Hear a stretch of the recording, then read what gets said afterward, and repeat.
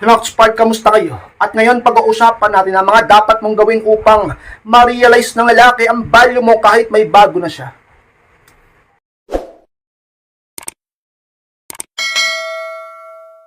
At kung handa na kayong lakas na po tayo, at muli, be inspired!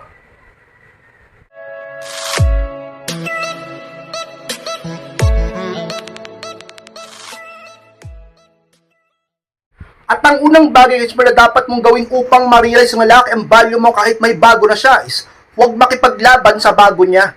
Yan ang unang bagay na dapat mong gawin upang ma-realize pa rin ng lalaki ang value mo kahit meron na siyang bago ngayon.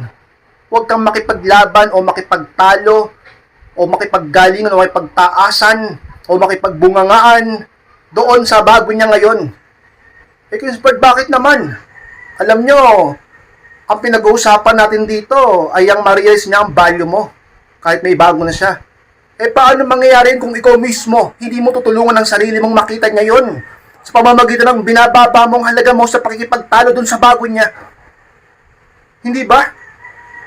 Pero kung ikaw talaga naman hindi mo siya hahabulin at talaga naman tatahimik ka na lang, silent treatment, no contact rule, at hindi ka makikipaglaban o makikipagtalo doon sa bago niya, sigurado sa katagalan ka inspire ma-realize niya ang value mo. At saka, kung wala ka namang ginawang masama doon sa lalaki, at talaga namang uwi na lang, hiya ka lang, niloko ka, deserve na bang ipaglaban mo? Ipaglalaban mo yung ganong klaseng tao, yung ganong klaseng lalaki na niloko ka?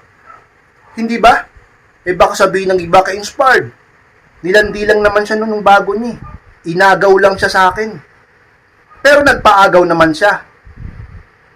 Siya rin ang pumili nun ka-inspired. Kung talagang mahal ka niya, hindi siya magpapaagaw sa iba sapagkat ang tunay na pagmamahal ay pinaglalaban. Ay di sana kung yun ang totoo, di sana ngayon pa lang hiniwalayin niya na yun ngayon at binalikan ka na niya o pinaglaban ka na niya. Pero bakit wala? Bakit hindi niya ginagawa? Bakit hindi kanya pinaglalaban? Bakit hanggang ngayon nandun pa rin siya? Doon sa bago niya.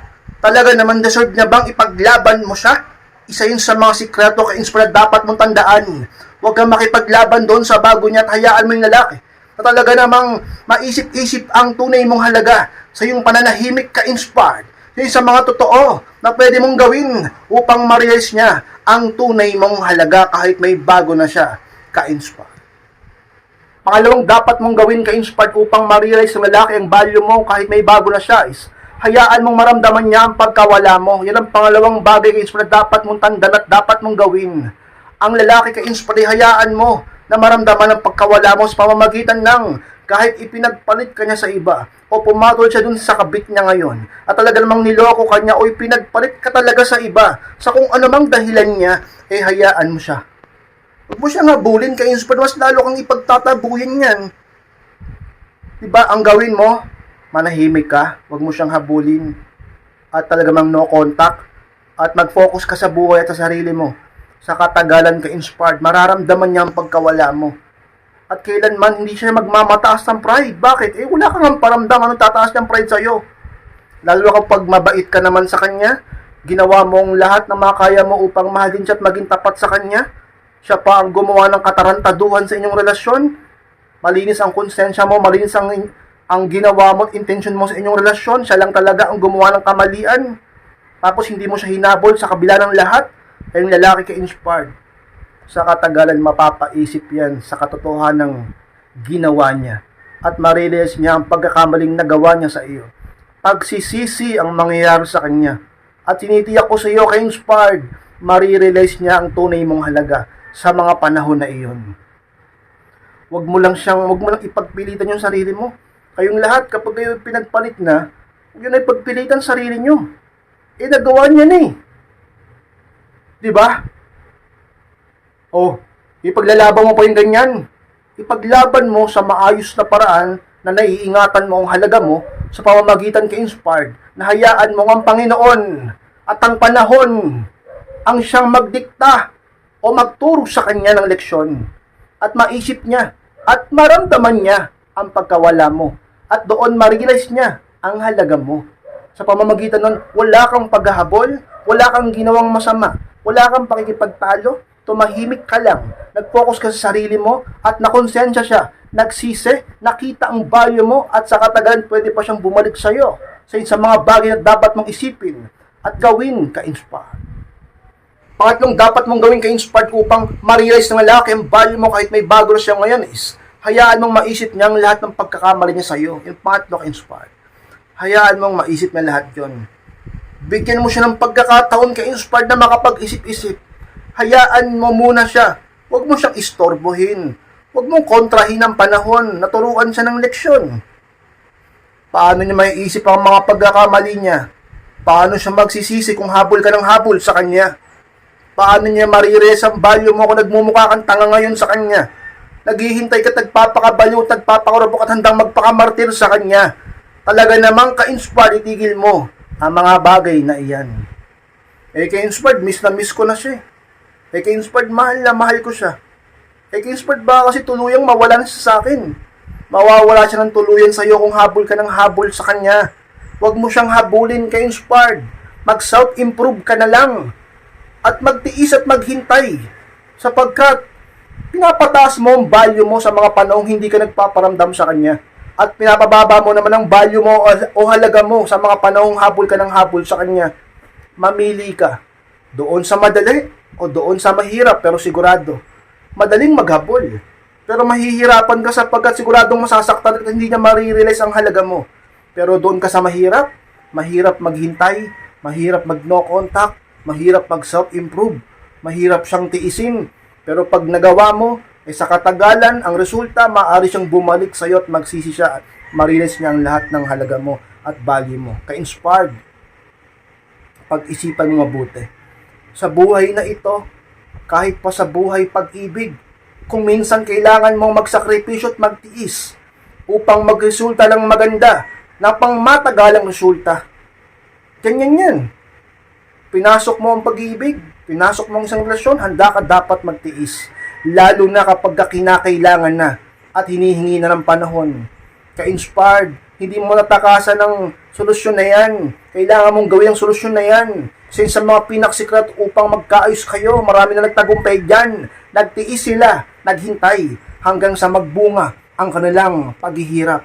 At ang lalaki ay muli siyang binalikan at minahal.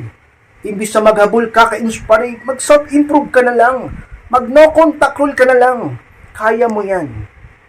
Hayaan mong maisip niya muna ang lahat ng pagkakamaling nagawa niya sa'yo. Bigyan mo siya ng pagkakataong maisip yun. Tumahimik ka muna dyan. At huwag siyang munang kausapin o ka muna magparamdam sa kanya. Huwag mo siyang habulin. Hayaan mo siyang mag-isip sa'yo. Ka-inspire.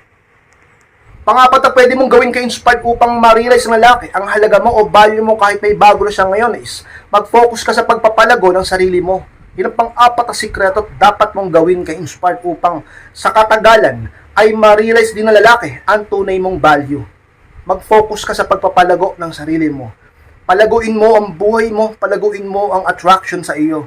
Magpaganda ka, magpa-sexy, at huwag kang kuripot sa sarili mo. Mas lalong huwag mong katamarang mag-self-improve.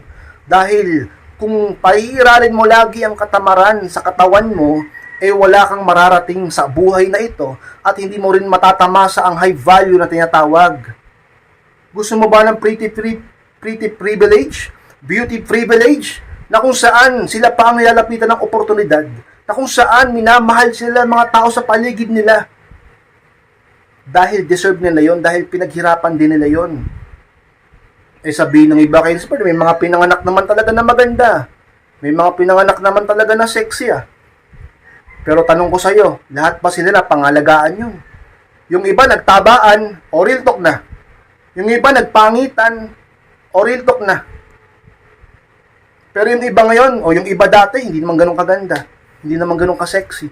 Pero naghirap sila, pinaghirapan nila, nag-skincare sila, nag-workout, nag-gym, nag-jogging. Ngayon, ang gaganda nila, ang sexy nila. Nasa tao yan. Kahit ano pang itsura mo nung pinanganak ka, nasa iyo yan. Kung paano mo dadalhin ang sarili mo at aayusin ang sarili mo at talagang paplanuhin ang buhay mo. Kung paano ka-inspire ang desisyon mo. Marami ngayong magaganda, pero pagdating ng araw, papangit. Merong marami ngayong pangit, pero pagdating ng araw, magagaganda. Marami ngayong mayayaman, pero pagdating ng araw, maghihirap. Marami ngayong mahirap, pero pagdating ng araw, yayaman. Nasa sayo ang desisyon. Ikaw ang mag-desisyon sa buhay mo ngayon. Tatanungin kita, anong pipiliin mo? Anong gusto mo sa hinaharap? Mataas ang value mo o low value ka? At dyan din, konektado. Kung marirealize ba ng laki ang tunay mong value, nakadepende sa iyo. Palaguin mo ang sarili mo upang pagsisihan ng ginawa niya yun sa iyo. At upang sa katagalan, ay talaga namang ka-inspired, gustuhin niya pa rin makausap ka at maaaring balikan ka.